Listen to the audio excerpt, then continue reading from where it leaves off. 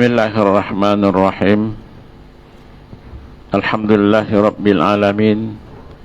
Wabihi nasta'inu ala umurid dunia waddin. Wassalatu wassalamu ala rasulin amin. Khatamun nabiyyin wal mursalin. Ursila ilan nasi kaffatan basyiran wa nadhira. Wa da'iyan ilallahi bi'izni wa sirajan munira.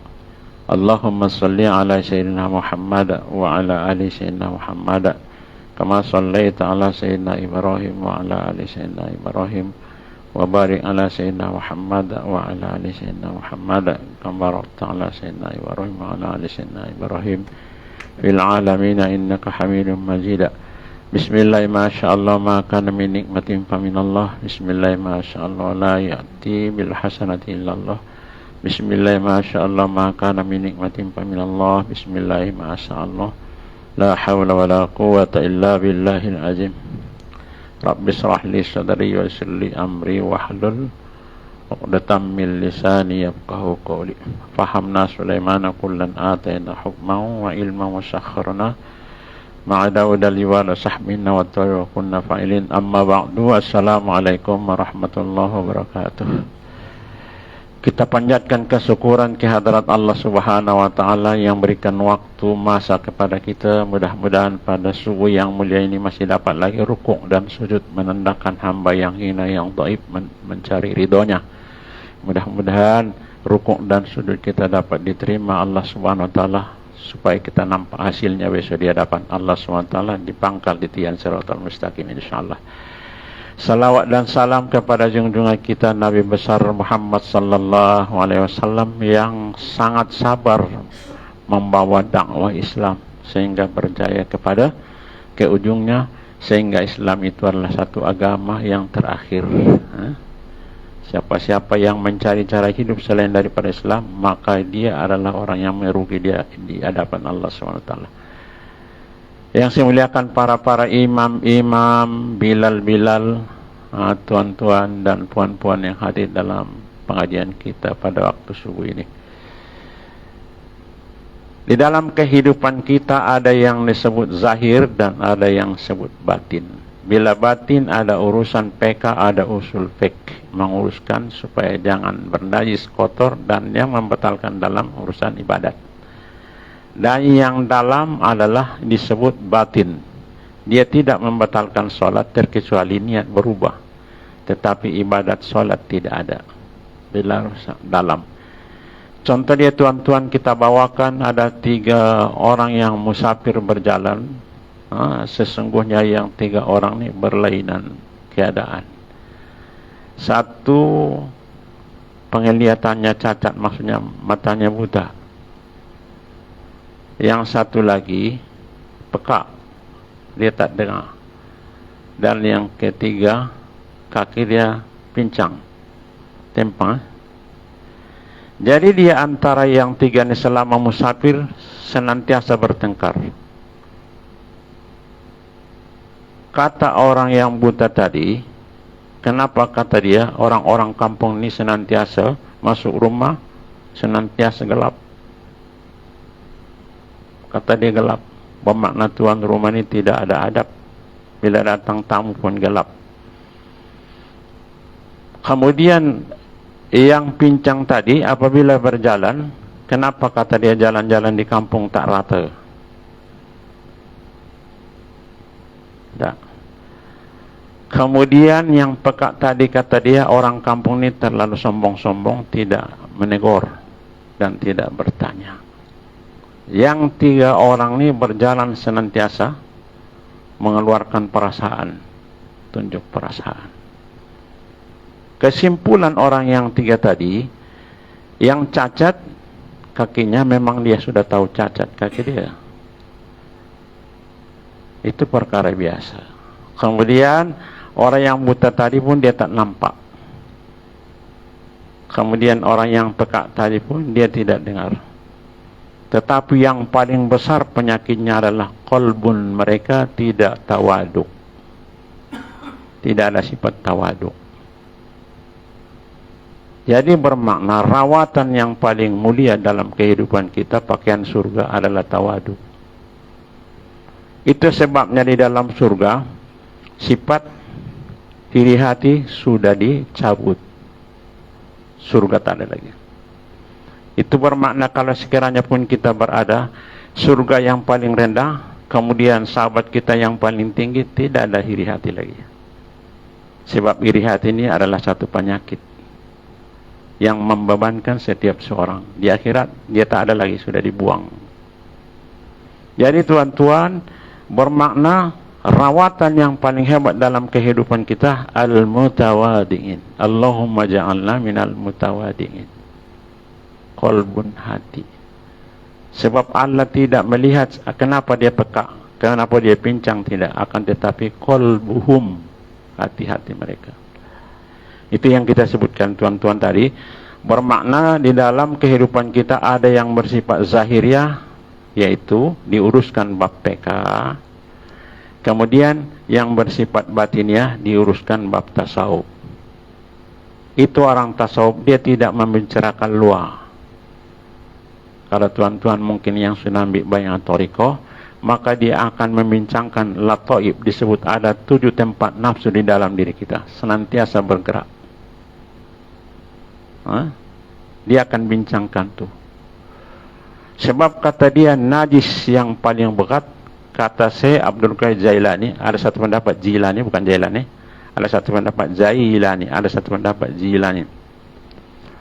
Kata beliau, najis yang paling berat kalau sekiranya diungkapkan dia, kita akan pingsan. Tetapi dia tersembunyi di dalam dan tidak berbau. Apa dia? Ria. Itu najis yang paling berat. Kalaulah sekiranya ria tadi dikeluarkan berbau, kita akan pingsan. Sebab sudah terlalu banyak di dalam. Tetapi dia tidak berbau, baunya besok di pangkal titian Siratal Mustaqim baru terasa bau dia. Sama ada wangi atau busuk. Di sana baru nampak. Ini ahli tasawuf, dia membincangkan tentang ria ini, sebab ria ini kata dia lebih halus daripada atom.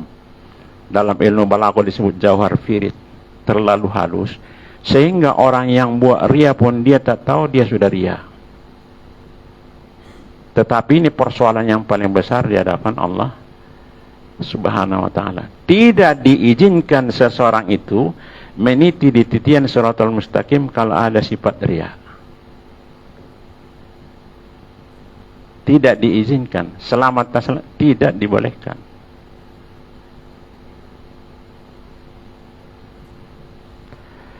Oke tuan-tuan, pada pengajian kita ini kita akan bincang yang berkaitan dengan bab hukum PK, yaitu apabila seseorang itu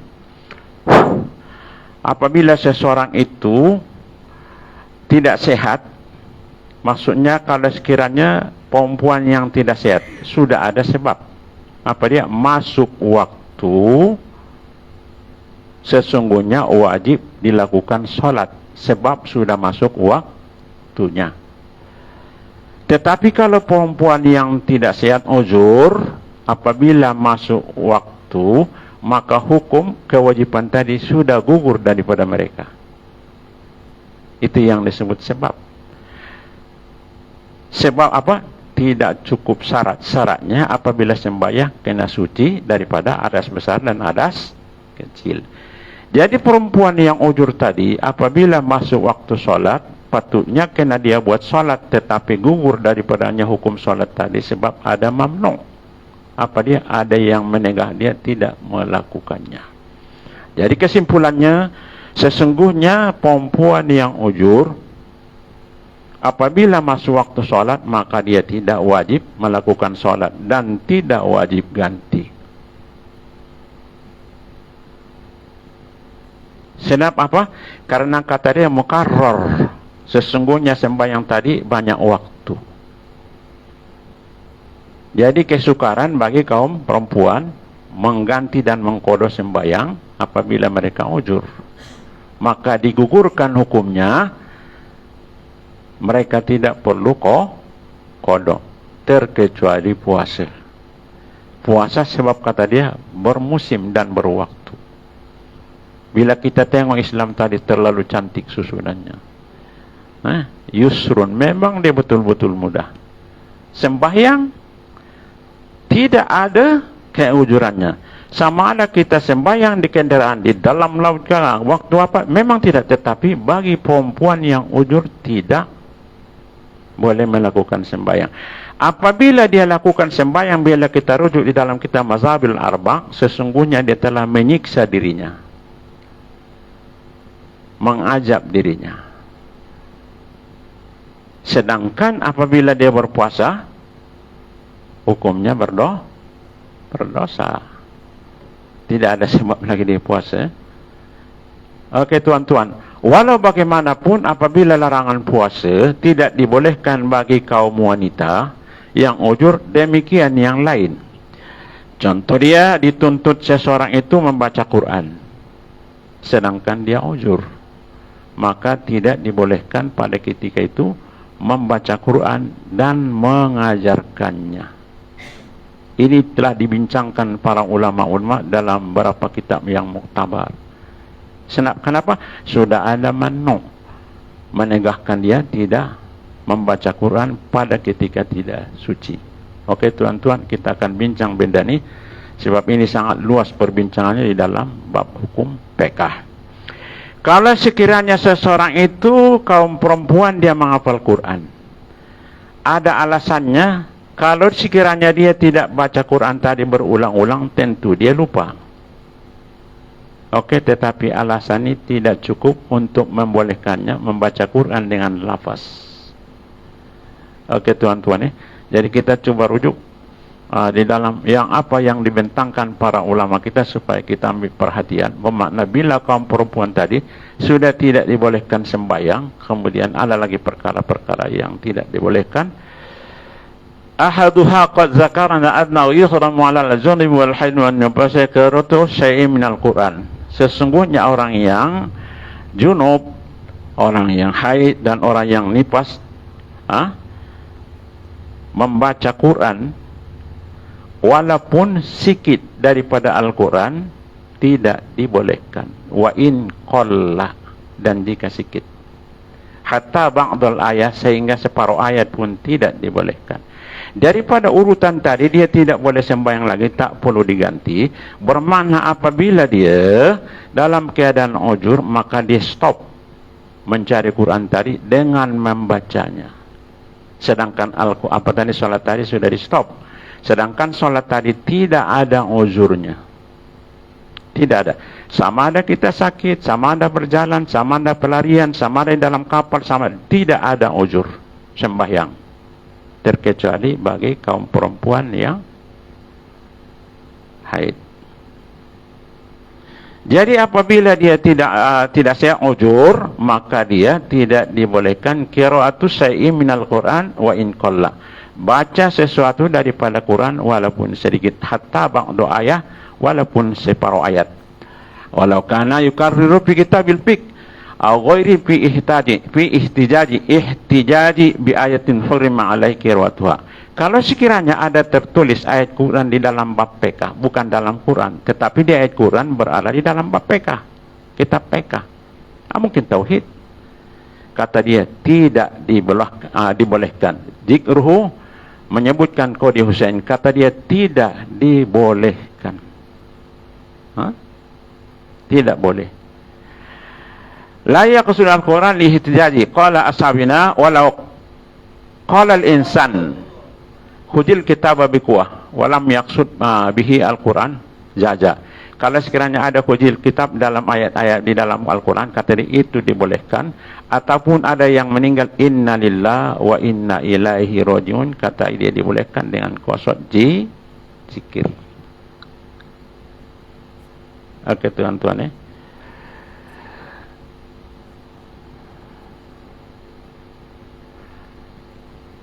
jadi jelas di dalam kitab Majmu' sesungguhnya kaum perempuan yang dalam keadaan uzur tidak boleh sembahyang. Kalau sembahyang cuma menyiksa diri dia, dan tidak dibolehkan beberapa perkara yang lain.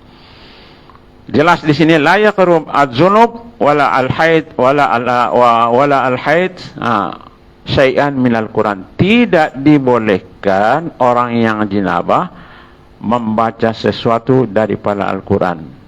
Dan jika orang yang junub itu orang yang bisu, kita nak ajar dia, kita gerakkan lidah kita, mulut kita, kemudian dia pun gerakkan mulut lidah dia, hukumnya adalah haram. Dia bisu, tak boleh bercakap, jadi kita mainkan lidah kita, konon-konon sebut huruf, kemudian dia pun gerakkan lidah dia, mulut dia, hukumnya adalah haram.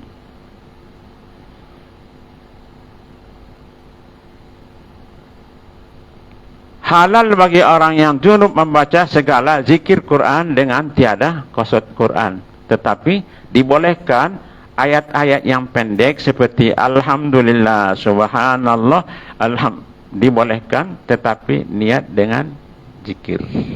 Kalau tidak dibolehkan. Jadi tuan-tuan, dalam hal ini dulu perbincangan yang sangat hangat ni di UM. Sebab ada yang mengatakan kata dia boleh. Orang yang junub dan orang yang haid nifas perempuan katanya boleh baca Quran. Alasan mereka, yang dimaksudkan Quran yang tak boleh disentuh adalah Quran yang ada di Lauhul Mahfuz. Itu alasan mereka. Jadi hujah ini terlalu rapuh, sebab Quran yang Lauhul Mahfuz inilah yang kita baca yang turun ni. Macam mana Quran yang di Lauhul Mahfuz, maka itulah Quran yang kita baca ni. Jadi kena hati-hati ya. Hari itu memang sangat panas dibincangkan ni pada ketika itu. Sebab ada yang pendapat kata dia tidak ada halangan. Bila kita susul, sebab di dalam beberapa hadis, di dalam beberapa Quran, kitab-kitab PK yang besar, dibincangkan para ulama tidak dibolehkan. Alasan mereka, yang tak boleh disentuh adalah Quran yang ada di Lauhul Mahfuz, itu yang dimaksud. Kalau Quran kita ini dalam junub kah, dalam haid kah, dalam nifas kah, tidak ada halangan. Tapi alasan tu tidak kuat. Sebab Quran yang di Lauhul Mahfuz, kalau kita nak sentuh macam mana? Dalam logik akal, nak sentuh macam mana? Jadi yang dimaksudkan Quran yang di Lauhul Mahfuz adalah Quran yang kita baca sekarang. Jadi hukumnya adalah haram. Kalau sekiranya ada orang yang mengajarkan Al-Quran, walaupun kata dia sepatah ayat atau separuh ayat, hukumnya adalah haram. Dibincangkan di dalam kitab Majmu' An-Nawawi, kemudian dalam kitab Tuhfah Ibnu Hajar, di dalam Mazhabul Arba', pendapat mazhab yang 4, kemudian di dalam beberapa I'anatul Talibin, banyak lagi Al-Baijuri tentang hal ini. Sesungguhnya tidak dibolehkan terkecuali beberapa ayat yang pendek yang disebut zikir, qasad zikir. Kata dia itu dibolehkan. Jadi kalau sekiranya kita dalam keadaan junub, boleh kita baca Bismillahirrahmanirrahim, qasad zikir. Alhamdulillah ya atau amanah, maksudnya yang ada nama-nama Allah di situ, qasad zikir, kata dia dibolehkan. Tapi berbentuk zikir dan al-masulat, ayat-ayat yang pendek, zikir-zikir yang pendek. Jadi tuan-tuan kena hati-hati, sebab saya banyak ditanya orang tentang hal ini. Apabila ceramah sana sini tentang ini, bolehkah orang yang haid dan orang yang junub baca Quran? Sebab ada yang mengatakan tidak ada halangan. Cuma Ibnu Taimiyah yang mengatakan, sesungguhnya orang yang junub sebelum mandi jinabah boleh sembahyang, tapi sembahyang sunat. Pendapat ini sangat ditolak para ulama. Jumhur ulama, mazhab yang 4 mengatakan tidak dibolehkan. Cuma Ibnu Taimiyah yang mengatakan boleh sembahyang orang yang sedang jinabah, diambil wudu sebelum mandi kata dia, tapi solat sunat. Jadi jumhur ulama mengatakan sama ada sembahyang wajib, sama ada sembahyang sunat, tidak dibolehkan orang yang jinabah. Jadi ini kena hati-hati tuan-tuan, sebab dulu di anak pun panas nih. Sebab kalau sekiranya orang yang junub, orang yang haid, tidak ada lagi halangan baca Quran, bermakna satu, Di mana kemuliaan Al-Quran tadi? Sedangkan orang yang haid tidak dibolehkan berpuasa. Sedangkan orang yang haid dan nifas tidak dibolehkan salat. Sedangkan Al-Quran tadi adalah mengatasi segalanya, sebab itu kalamullah. Yang tadi perintah puasa, jangan berpuasa. Yang salat tadi perintah. Tetapi Al-Quran adalah kalamullah. Itu disebut apabila saya sembahyang, contoh dia terjatuh Al-Quran. Apabila jatuh ke tempat yang kotor, karena saya hentikan salat tadi, angkat Quran tadi. Kalau saya sembahyang, ayah saya panggil saya, mak saya, tidak dibolehkan memberhentikan sembahyang. Tetapi Al-Quran tadi, apabila nampak jatuh ke tempat yang kotor, pada ketika itu orang yang sembahyang tadi, dia berhenti, angkatkan Al-Quran tadi, letakkan di tempat yang selamat. Demikianlah kemuliaan Al-Quran. Jadi yang boleh memberhentikan sembahyang tadi adalah perempuan yang haid, dia tidak boleh sembahyang. Apabila saya sembahyang, tiba-tiba Al-Quran terjatuh ke tempat yang tidak selamat, yang kotor, saya boleh berhenti sembahyang. Apabila saya di hadapan Nabi, kemudian Nabi panggil saya, berhentikan sembahyang tadi, jawab seruan Nabi. 3 tuan-tuan ya. Cuma sembahyang sunat ada perbahasan. Kalau sekiranya kita sholat sunat, mak kita panggil, bukan ayah, mak kita panggil. Kalau bersungguh-sungguh ibu kita panggil, boleh dihentikan sholat sunat tadi. Sebab yang berlaku kepada Zurais, apabila dipanggil orang yang kuat beribadat tetapi kurang penghayatan hukum syarak. Zurais beribadat, sudah mengasingkan diri daripada kampung, dia buat ibadat, dia zawiyah, dia di luar kampung tapi kuat beribadat. Mak dia panggil Zurais, maka dalam hati dia, ya Tuanku, aku sembahyang. Zurais, kata mak dia dalam hati dia, ya Tuanku, aku sholat. Panggil mak dia, aku sholat. Dia teruskan sholat. Kemudian mak dia berdoa, turunkan bala kepada Zurais. Doa mak tadi, dia tidak esok lusa terus turun malapetaka kepada Zurais. Sehingga orang-orang kampung tadi membuat satu bencana yang besar kepada Zurais. Sebab datang perempuan yang liar, yang dapat anak daripada tukang gembala kambing, maka dia datang kepada Zurais. Kata perempuan tadi, ini yang dibuat Zurais, sehingga orang kampung pecahkan ibadat dia. Dihinakan Zurais, kuat beribadat tetapi melakukan perkara yang dikutuk Allah Subhanahu wa taala. Inilah salah satu baby yang boleh bercakap. Ada 10. Ini salah satu. Maka Zurais mengatakan, tolong kamu datangkan budak tadi. Dia pegang pusat budak tadi. Kemudian ayah saja adalah tukang gembala kambing. Kemudian orang kampung tadi menyesal, baru dibinakan tempat zawi dia balik. Tetapi di sini bermakna Zurais dia tidak seberapa arif di dalam bab PK, dalam hukum syarak. Patutnya kalau terdesak ibu tadi memanggil, boleh dilepaskan sembahyang tadi, jawab panggilan ibu, tetapi sembahyang sunat. Sebab Zurais dia sembahyang sunat, bukan sembahyang wajib. Tetapi sembahyang wajib tidak dibolehkan, terkecuali nampak Al-Quran tadi nak jatuh tempat yang hina, yang kotor, pada kita boleh berhenti. Kemudian kalau sekiranya kita nampak Nabi panggil kita, boleh berhenti. Kemudian kalau ada darurat masak kohaulia, kita nampak budak tercampak dalam sungai, mungkin kematian, kalau pada ketika itu boleh kita berhentikan sholat. Jadi tuan-tuan, jadi bermakna di dalam hal ini karena kita berhati-hati. Ini sebab di mana-mana tempat ada yang mengatakan, kata dia, budak-budaknya menghafal Quran perempuan dalam haid, kata tidak, halangan terus baca, ulang-ulang terus. Jadi bila kita tengok di dalam perbahasan ulama-ulama fiqh dan di dalam hadis Nabi, memang tidak dibolehkan. Hadis Nabi tadi, la yaqrul junuba walal haid syai'an minal Quran. Tidak boleh membaca orang Quran, orang yang junub dan orang yang haid, syai'an minal, semua daripada ayat Quran. Ayatnya, bukan hurufnya, bukan alif, ba, ta, sa, bukan. Satu kumpulan daripada Al-Quran. Itu hadis. Rujuk di dalam kitab Sabil Muhtadin, muka surat 111, jilid yang pertama.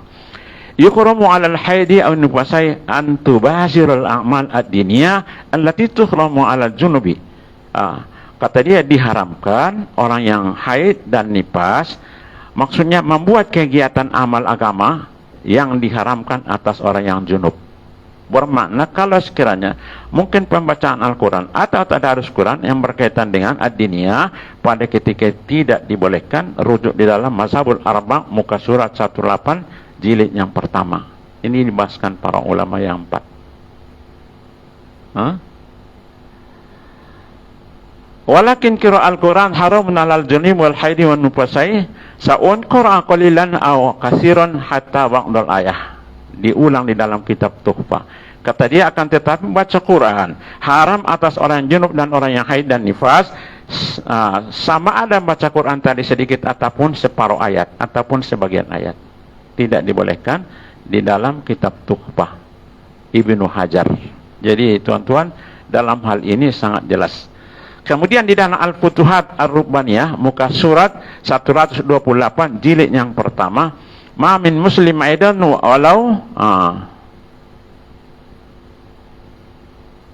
walau sabiyan kama marra walau harfan minhu ay qira'atu bil labdi. Maksudnya daripada Imam Muslim, walaupun kanak-kanak dia baca Quran, walau harfan, walaupun satu huruf, minhu, daripada nyanyinya Quran tadi, ay qira'atu, membacanya keluar lapas dia, tidak dibolehkan. Di dalam Futuhat Ar-Rubbaniyah muka surat 108 jilid yang pertama, syarah kepada Al-Azkar. Jadi tuan-tuan, jelas benda ini, karena kita berhati-hati sebab ini ada yang mengatakan, kata dia, tidak ada halangan membaca Quran bagi orang yang junub dan orang yang haid. Ini berbahaya. Sebab jumhur ulama mengatakan tidak dibolehkan. Terkecuali beberapa had zikir yang subhanallah, alhamdulillah, kata dia, itu yang dibolehkan itu pun kena lapas dalam hati. Yang kita baca tadi bukan Quran, maksudnya untuk zikir. Apa dia zikir? Kebiasaan al-maksurat yang selalu kita sebut. Oke tuan-tuan, jadi makna di dalam hal ini jelas. Sesungguhnya membaca Al-Quran tadi dalam keadaan bersih. Cuma kalau sekiranya orang yang tidak berudu, apabila dia baca Quran tidak ada halangan. Tetapi jangan sentuh hurufnya. Kalau dia angkat Al-Quran tadi tapi yang ada tafsirannya, yakin dia bahwa tafsirnya lebih daripada huruf Al-Quran, dibolehkan. Kemudian dia baca tanpa menyentuh hurufnya, dibolehkan baca bagi orang yang tidak berudu. Cuma marka dia daripada 25 marka dapat 10 marka. Orang yang tidak berudu kemudian dia baca Quran, berbeda orang yang jinabah atau orang yang haid, baca pun tak boleh. Oke, kalau sekiranya kita sembahyang membaca Quran, ada Quran di hadapan kita, rujuk dalam kitab Sirajul Qorih, katanya kalau sekiranya ada Quran di hadapan kita sedangkan kita sembahyang, bedanya seperti sembahyang sunat dengan wajib. Kalau sekiranya kita buka Al-Quran di depan kita, kita jadi imam, adalah pahala dia seperti pahala yang wajib. Sedangkan apabila kita tidak buka Quran di hadapan kita, adalah seperti sembahyang sunat.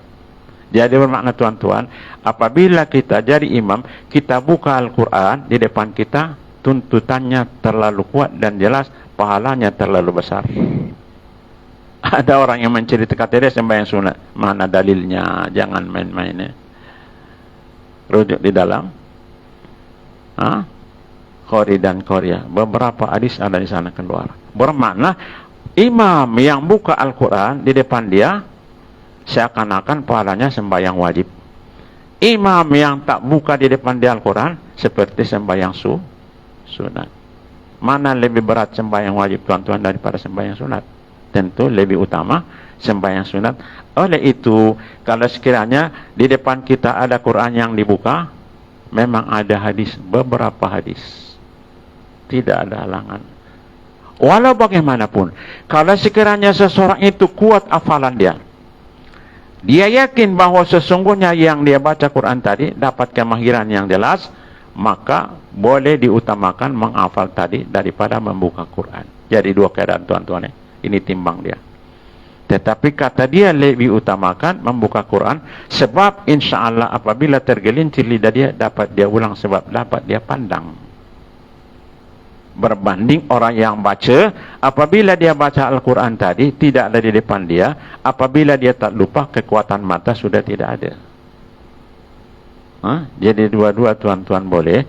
Tetapi ayat bacaan surah di dalam solat yang paling bagus, apa dia ikut aturannya.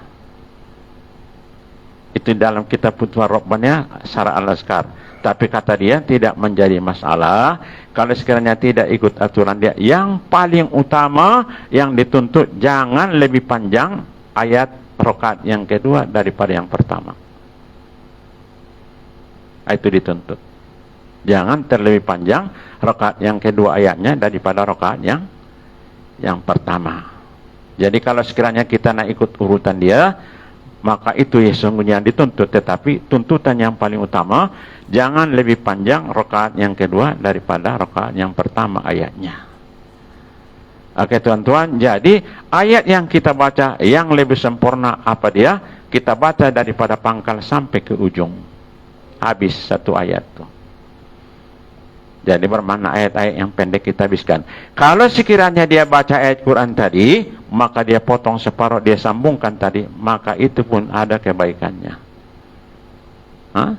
Tidak ada halangan. Jadi tuan-tuan, dalam bab ini kena kita berlapang dada. Sesungguhnya hujah-hujah dia, dalil-dalilnya ada, supaya kita jangan liar ke sana sini menduduh dan itu dan ini. Sebab perkara-perkara ini dalam ibadat sudah ada nas yang tertentu, sudah ada nas-nas yang jelas. Oke, pada akhir ini sudah ada bertiup sesungguhnya siapa-siapa yang membaca wa ilahukum ilahun wahidun la ilaha illa warrahmanur rahim, baru ayat kursi Allahu la ilah, kata dia itu penambahan yang tidak ada nas. Yang disuruh Allahu la ilaha illa wal hayyul qayyum, itu yang mereka katakan. Tetapi bila saya rujuk di dalam sebuah kitab, ini adalah yang disebut seorang ulama besar, Syekh Al-Ma'ruf, kata dia yang diamalkan orang Madinah daripada wa ilahukum sampai zikir yang kita buat, tidak ada halangan. Jadi kita jangan cepat tuan-tuan nak terkam seseorang ya. Jadi amat berbahaya. Kemudian siapa yang membaca Alhamdulillahilladzi lam yattakhidz waladan wa lam sampai akhir, habis sembahyang, mereka mengatakan itu tidak ada nas, adalah satu rekaan. Bila saya rujuk di dalam sebuah kitab, siapa-siapa yang membaca ini wirid habis sembahyang, insyaallah sampai mati dia adalah kuat ingatan dan kuat pemikiran, tidak nyanyuk. Cuma maksudnya Allah ma'ina la zikrika wa syukrika ada di dalam kitab Al-Azkar yang dipesankan Nabi. Kata dia jangan ditinggalkan, wahai Muaz, jangan tinggalkan di akhir. Jadi mana-mana nak buat tuan-tuan, silakan, tetapi jangan kita senantiasa menyalahkan orang. Oke tuan-tuan ya. Jadi benda-benda itu ada semua nas-nas dia, cuma mungkin kita tak jumpa, tapi jangan kita elok, kita tawakuf. Apa dia? Mungkin yang dibuat saudara saya ini ada hujjah dia, yang dibuat saudara mungkin ada nas dia. Kalau sekiranya kita tak nampak nas dia, sedangkan dia buat, maka elok kita rehat dulu, tengok dulu. Mungkin kita yang tak jumpa nas-nas dia. Jadi tuan-tuan dalam hal ini supaya kita lebih tenang, sebab di tempat lain sudah tidak baca lagi benda ni.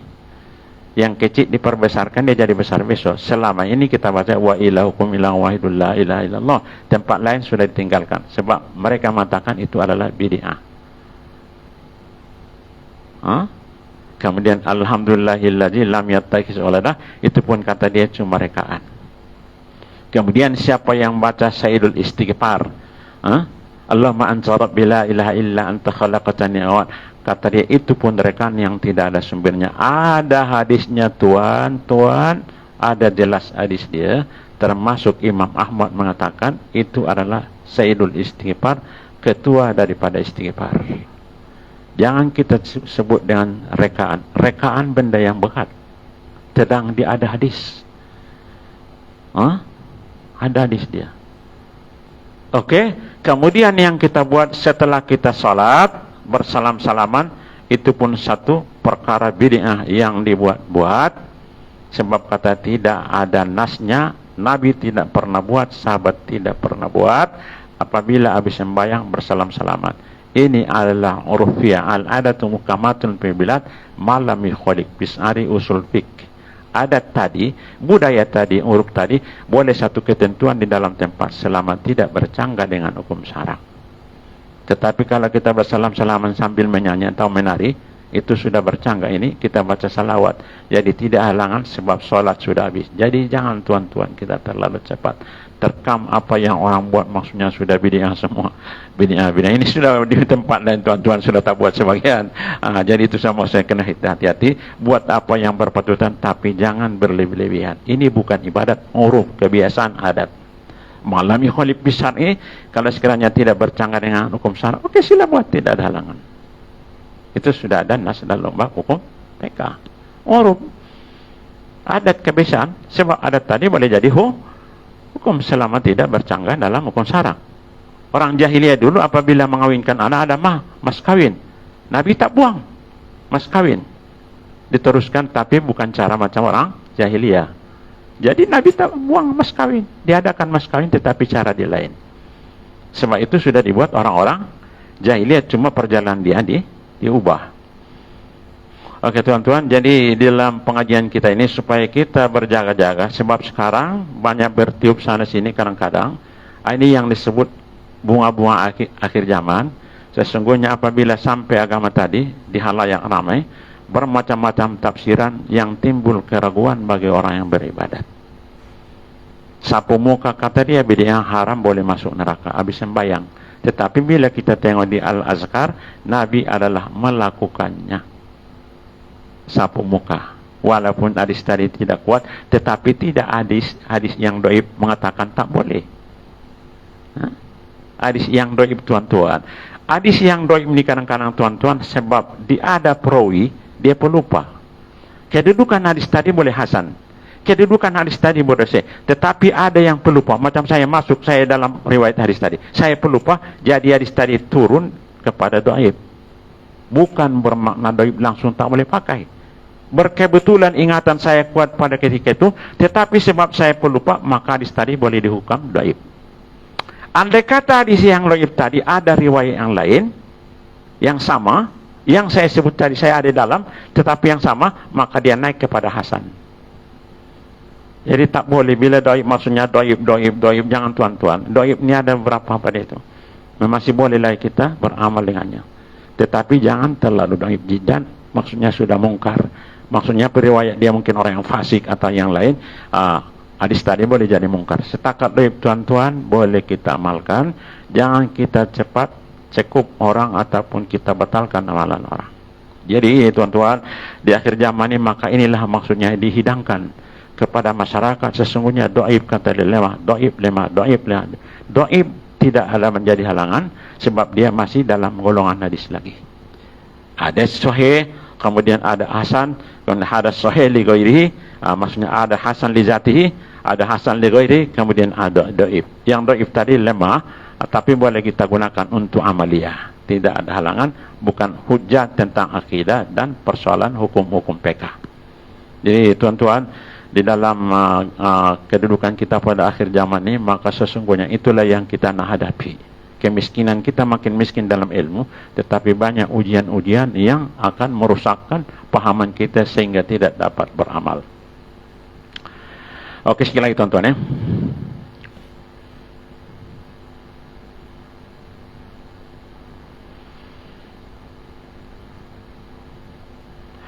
Di dalam mazhabul arba', kalau sekiranya perempuan-perempuan yang ujur, pendapat Imam Hambali. Ini saya bukan cerita tuan-tuan supaya kita dapat hukum dia. Apabila bersentuhan laki-laki suami dengan istrinya, bersenang-senanglah. Kata Imam Hambali tidak ada halangan. Bila hail, walaupun tidak ada lapik. Itu Hambali. Tetapi Imam Syafi'i mengatakan tidak boleh bersenang-senang di antara pusat dan lutut. Ini perbahasan. Jadi yang penting kita tahu sempadan dia.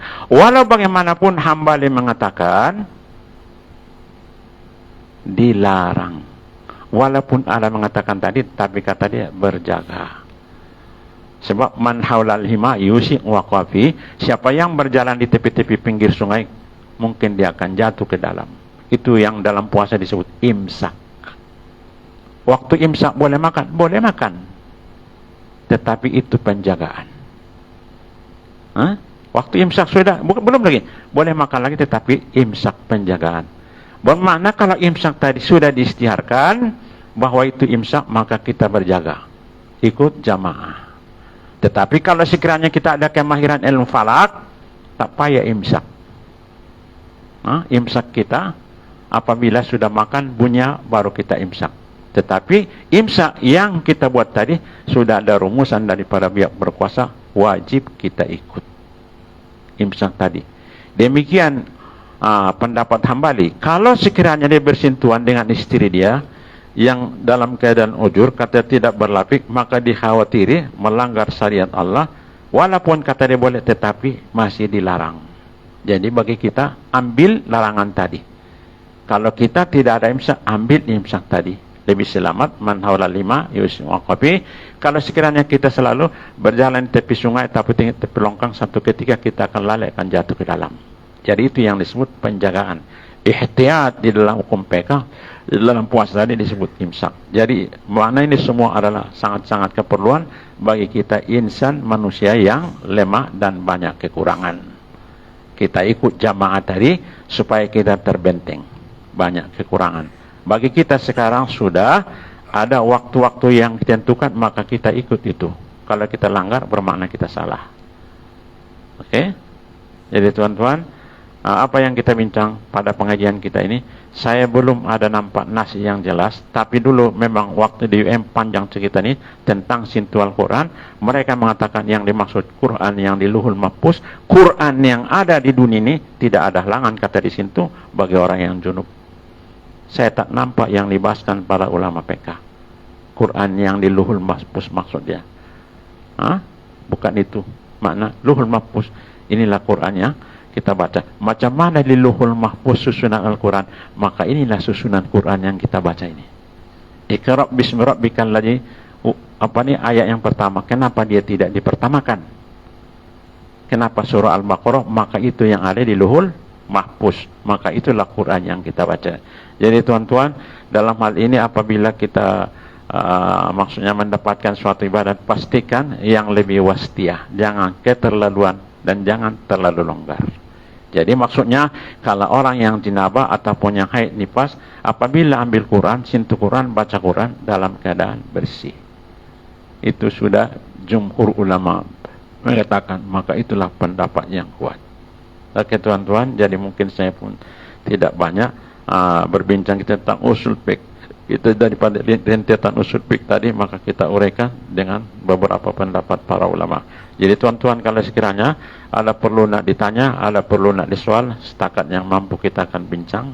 Saya pun bukan ahlinya, tapi boleh kita berbincang setakat yang termampu.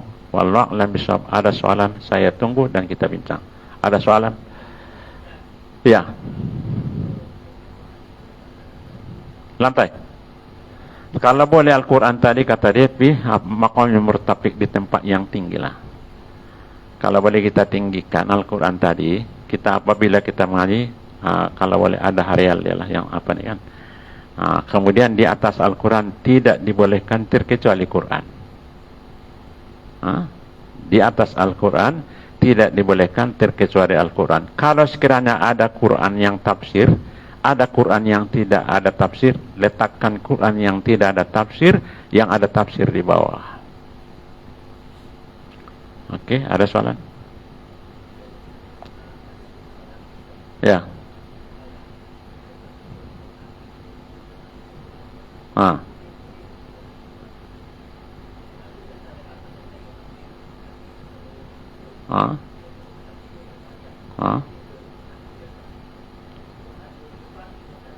Apa kegunaannya apa? Maksudnya kegunaan Quran letak depan kenapa? Ya, Al-Quran itu untuk dibaca ke waktu sembahyang. Waktu sembahyang ya. Kenapa letak tempat dia? Letak tempat lain. Tidak macam itu. Bukan itu kaedah hukum. letakkan di tempat lain. Tetapi kalau untuk nak baca, keperluan waktu solat tadi nak baca, itu yang kita bincang tadi dibolehkan. Tetapi kalau sekiranya kita habis sembahyang baru kita berhadapan Quran, jangan macam itu cara dia. Letakkan tempat lain, sesudah itu baru ambil. Ya.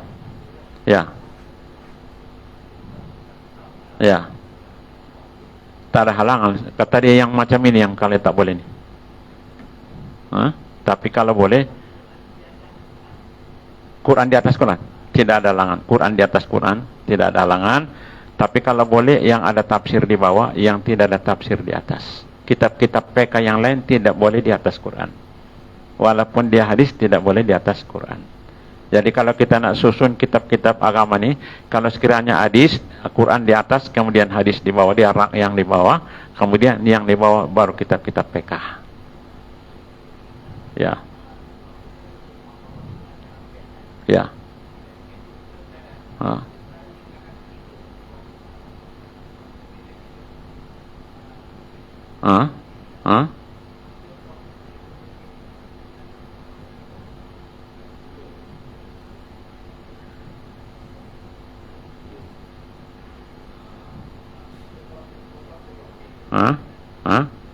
Kalau boleh tinggikan sikit.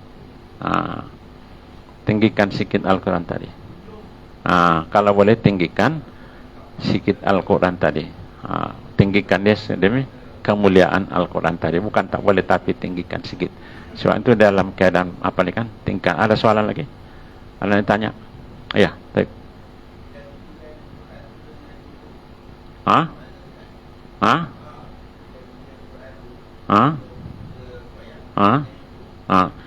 Jadi itu tidak, tapi empon tadi macam mana pergerakan dia? Jadi bermakna itu tidak disuruh. Daripada sudut pergerakan sudah tidak ada adab. Tapi kalau yang macam ini tidak ada halangan. Kita kepit berapa yang kita nak baca. Andai kata kita sudah baca habis, tak dapat, stuck itu saja. Tetapi di dalam telefon tadi pergerakan pun sudah tidak ada adab.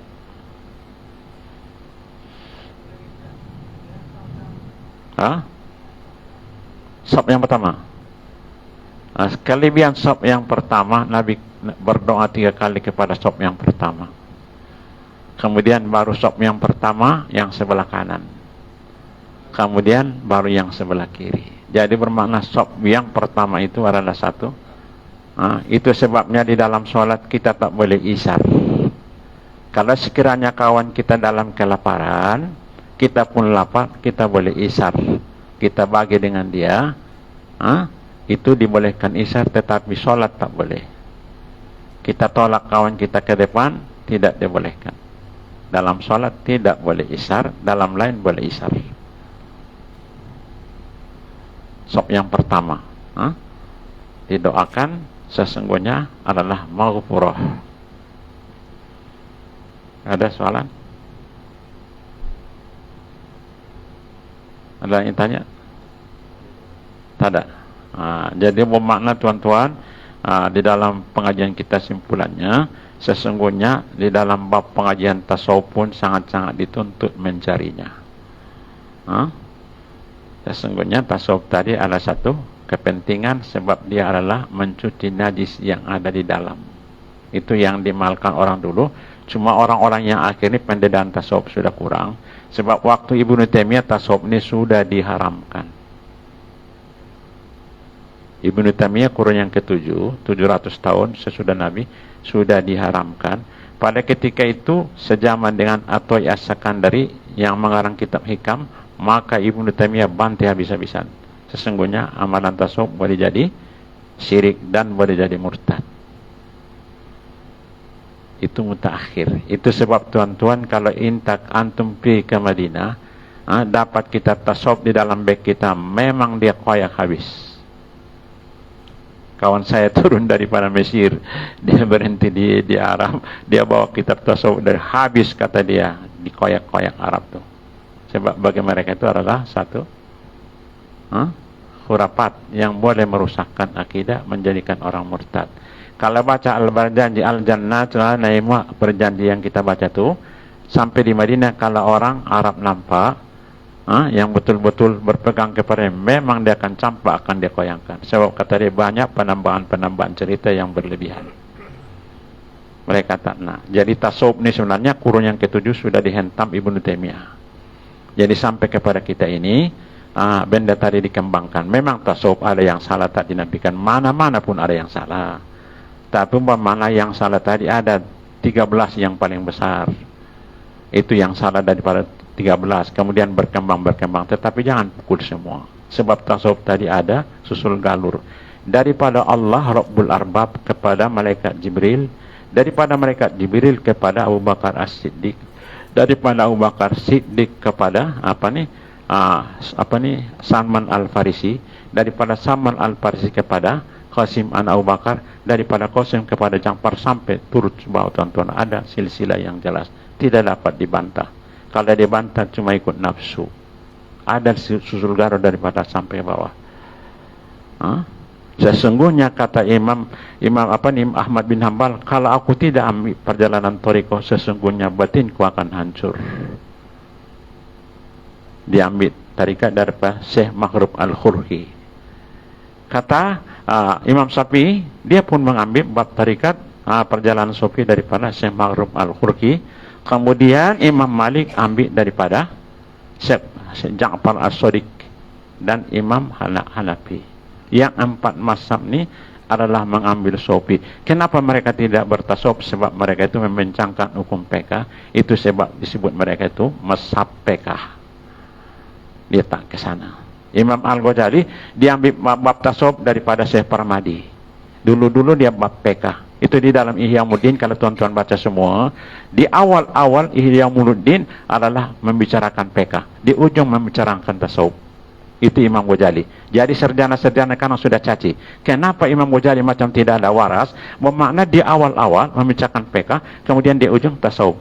Sesudah ditegur dia apabila solat kolbunnya kotor, maka dia alihkan kepada perbincangan tasawuf. Itu dia tulus ujung-ujung Ihya'uddin dengan bab sofia, masalah rohani dan kolbun. Dia berurut kepada Syekh Parmadi.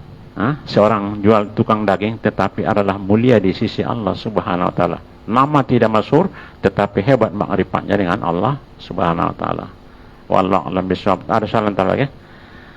Bismillahirrahmanirrahim. Alhamdulillahirabbil alamin wahdahu wassalatu wassalamu ala asyrafil anbiya'i wal mursalin wa ala alihi wa sahbihi ajma'in. Fafahamna Sulaimana kullan atayna hukma wa ilma wa sakharna ma'a Dauda liman sahbina wa tarakunna fa'ilin. Wassallallahu ala sayyidina Muhammadin nabiyil ummi wa ala. Alhamdulillahirabbil alamin. Taqabbalallahu minkum.